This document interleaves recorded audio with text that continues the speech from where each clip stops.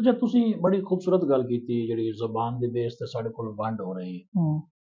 ਜੇ ਤੁਹਾਡਾ ਇਹੀ ਖਿਆਲ ਹੈ ਕਿ ਸਰਾਇਕੀ ਜਿਹੜਾ ਹੈ ਜਾਂ ਹਿੰਦਕੋ ਸਾਡਾ ਹੈ ਜਾਂ ਪੋਠੋਹਾਰੀ, ਇਹ ਸਾਰੇ ਹੀ ਪੰਜਾਬੀ ਦੇ ਲਹਿਜੇ ਨੇ ਬੇਸਿਕਲੀ, ਲਿਆ। ਜਿਸ ਨੂੰ ਹੁਣ ਜਿਹੜਾ ਹੈ ਸਿਆਸੀ ਤੌਰ ਤੇ ਇਹਨੂੰ ਜ਼ਬਾਨ ਦਾ ਦਰਜਾ ਦੇ ਕੇ ਤੇ ਵੰਡਾਂ ਪਾਏ ਜਾ ਰਹੇ ਨੇ। ਪੰਜਾਬ ਨੂੰ ਪਹਿਲੇ ਹੀ ਵੰਡਿਆ ਗਿਆ, ਉਹ ਸੱਟਾਂ ਅਸੀਂ ਹੂੰ। ਅਜੇ ਪੂਰੀ ਤਰ੍ਹਾਂ ਜਰ ਨਹੀਂ ਸਕੇ। ਤੁਹਾਡਾ ਕੀ ਖਿਆਲ ਹੈ ਕਿ ਜਿਹੜਾ ਹੁਣ ਇਸ ਇੱਕ ਨਵਾਂ ਸੂਬਾ ਬਣਾਉਣ ਦਾ ਨਾਰਾ ਹੈ ਸਰਾਇਕਿਸਤਾਨ, ਜਿਹੜਾ ਜਿਸ ਨੂੰ ਨਾਮ ਦਿੱਤਾ ਜਾ ਰਿਹਾ ਹੈ, ਅਜੇ ਤੱਕ ਤਾਂ ਨਹੀਂ ਬਣਿਆ, ਕਿ ਇਸ ਨਾਲ ਇਹ ਦੋ ਸਵਾਲ ਨੇ ਇਸ ਨਾਲ ਜੁੜੇ ਕਿ ਇਹ ਵਾਕਈ ਉੱਥੋਂ ਦੀ ਆਵਾਮ ਦੀ ਡਿਮਾਂਡ ਹੈ, ਕਿਉਂਕਿ ਤੁਹਾਡਾ ਚੱਕਰ ਅਕਸਰ ਬਹਾਵਲਪੁਰ ਤੇ ਮੁਲਤਾਨ ਦੇ ਇਲਾਕਿਆਂ ਦੇ ਵਿੱਚ, ਔਰ ਮੈਨੂੰ ਪਤਾ ਹੈ ਕਿ ਤੁਹਾਡੇ ਬਹੁਤ ਸਾਰੇ ਪਿੰਡਾਂ ਦੇ ਵਿੱਚ ਬਹੁਤ ਸਾਰੇ ਦੋਸਤ ਵੀ ਰਹਿੰਦੇ ਨੇ, ਕੀ ਇਸ ਦਾ ਤਾਲੁਕ ਆਵਾਮ ਨਾਲ ਹੈ ਜਾਂ ਕੀ ਵਾਕਈ ਹੀ ਪੰਜਾਬ ਨੂੰ ਇਸ ਵੰਡ ਦੀ ਜ਼ਰੂਰਤ ਹੈ?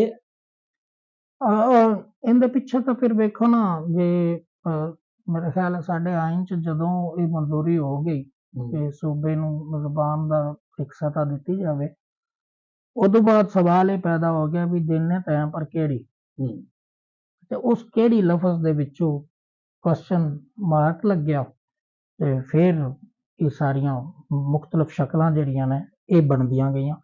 ਇਹਦਾ ਮਤਲਬ ਸੀ ਕਿ ਅਸਲ ਪਿੱਛੇ ਮਕਸਦ ਇਹ ਸੀ ਕਿ ਬੋਲੀ ਜਿਹੜੀ ਹੈ ਨਾ ਉਹ ਲਾਗੂ ਨਹੀਂ ਕਰਨੀ ਪ੍ਰਾਇਮਰੀ ਸਤ੍ਹਾ ਤੱਕ ਜਾਂ ਹਾਈ ਸਤ੍ਹਾ ਤੱਕ, ਜਾਂ ਉਹ ਹੱਕ ਨਹੀਂ ਦੇਣਾ, ਤੇ ਉਸ ਹੱਕ ਨਾ ਦੇਵਣ ਦੇ ਫਿਰ ਬਹਾਨੇ ਬਣਾਏ ਗਏ, ਉਹਨਾਂ ਬਹਾਨਿਆਂ ਨੂੰ ਮਜ਼ਬੂਤ ਕੀਤਾ ਗਿਆ।